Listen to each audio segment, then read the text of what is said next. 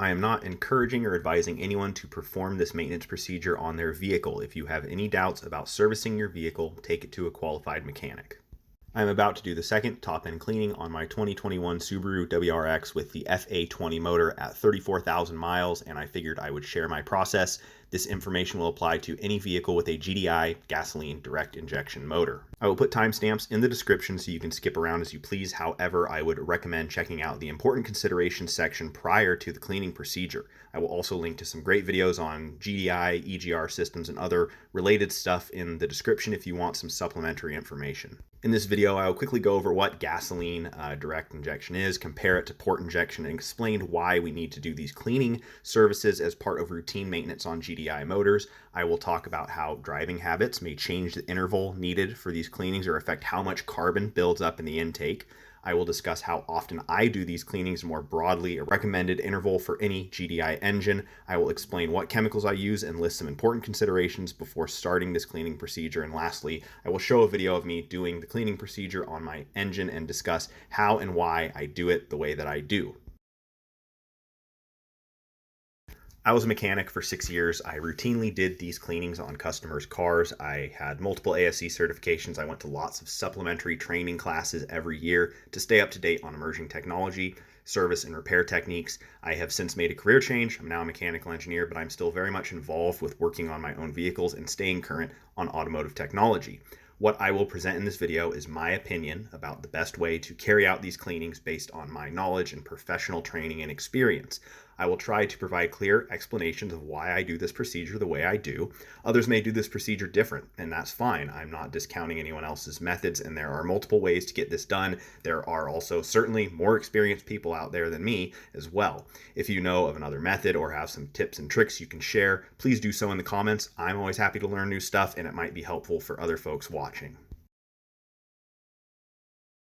There were many ways fuel was delivered into the intake path of gasoline engines in the past: carburetors and mechanical injection, then feedback carbs, then throttle body injection, then port injection, but it was bank fired.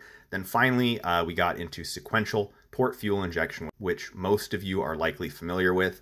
There is a fuel injector pointed at the back of the intake valves of each cylinder, and they are controlled independently. Now we get to gasoline direct injection. This has been in widespread use since the early to mid 2010s. The fuel is injected directly into the combustion chamber. It is also injected at much higher pressure than port fuel injection for better atomization and to overcome the pressure in the combustion chamber. One major drawback is since there is now no gasoline being sprayed on the back of the intake valves, cleaning them off, as gasoline is a pretty good solvent, the intake valves get caked up with carbon and particulate.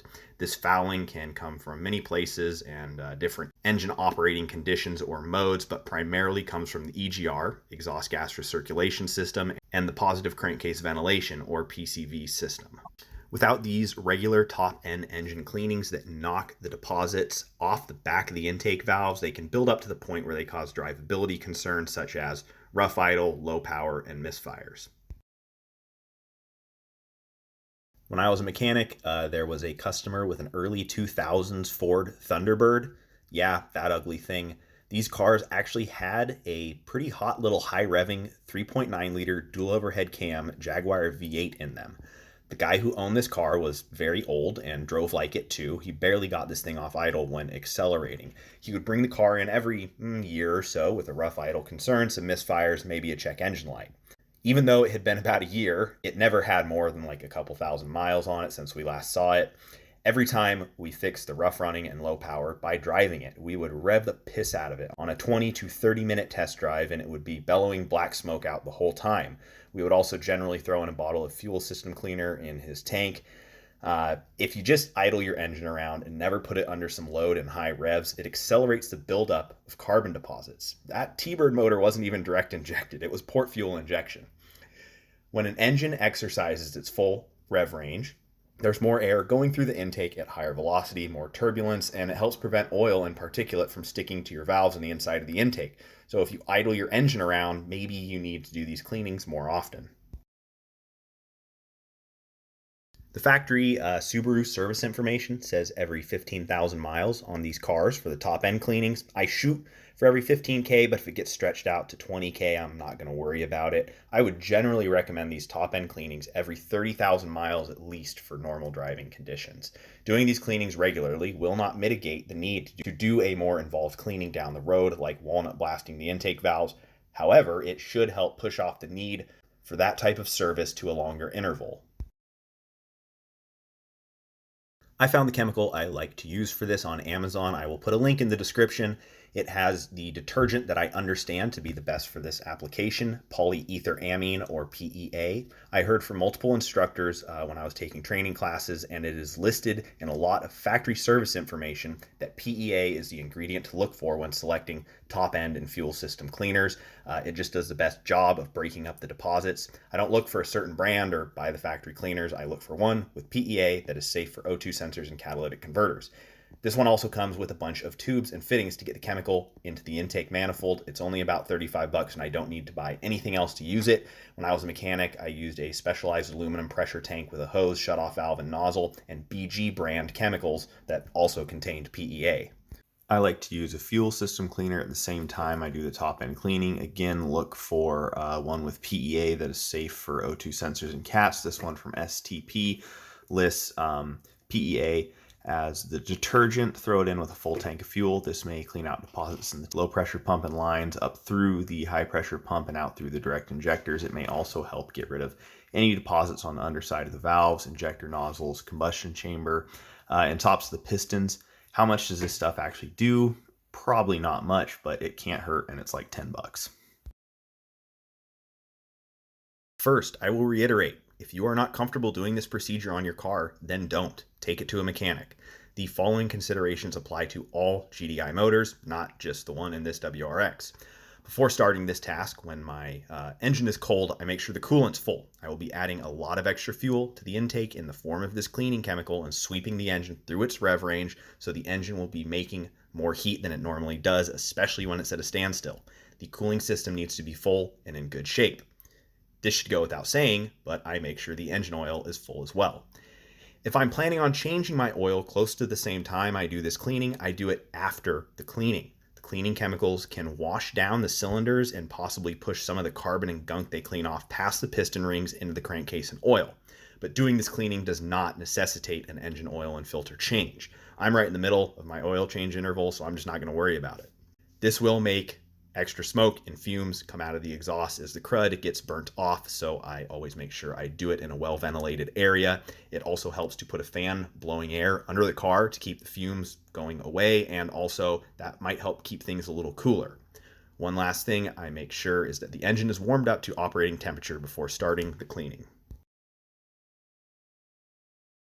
I need to get this chemical piped into the intake somehow. I prefer putting it in the intake boot in front of the throttle plate for a couple reasons. One, obviously it also cleans the throttle plate at the same time. Two, is that it should help the cleaning chemical get distributed more evenly throughout the manifold. If I were to pipe it in from an intake vacuum port that is on one side of the manifold or closer to one manifold runner, the cleaning chemical won't be as uniformly distributed throughout the intake.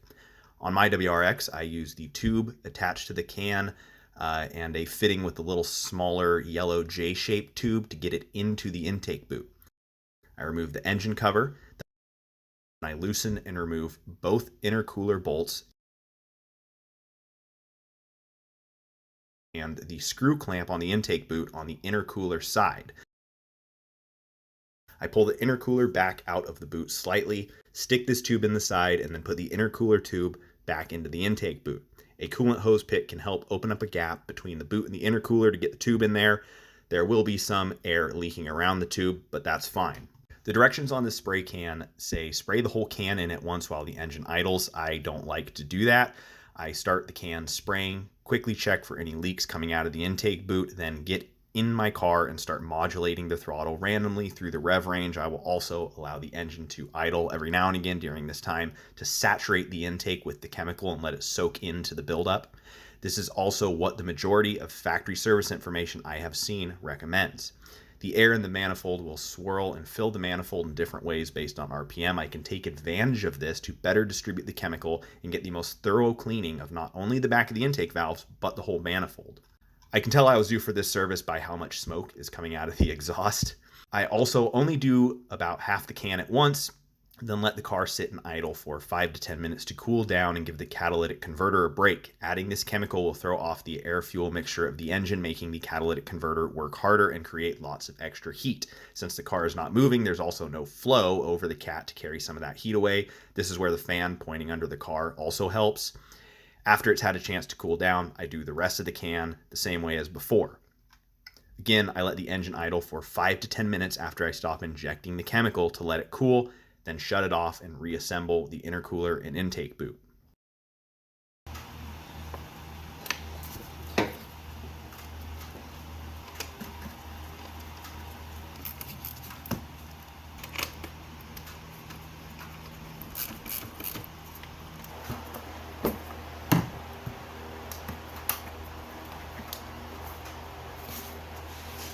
Now I go drive the thing. I don't give it full beans right away. I like to ease into it to make sure everything's feeling okay and it's not going to stumble while clearing out some of that chemical. But then I really rev it out. I put it under some load and make sure I burn out any last little bit of the cleaner.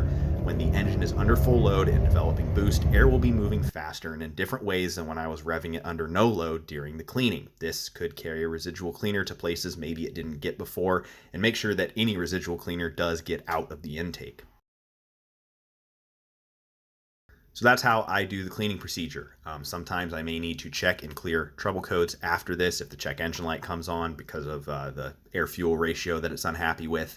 One more thing I will note is that a PCV catch can or air oil separator will also help reduce the buildup in the intake by removing the oil droplets from the incoming crankcase air that make particles stick to everything once it gets into the manifold.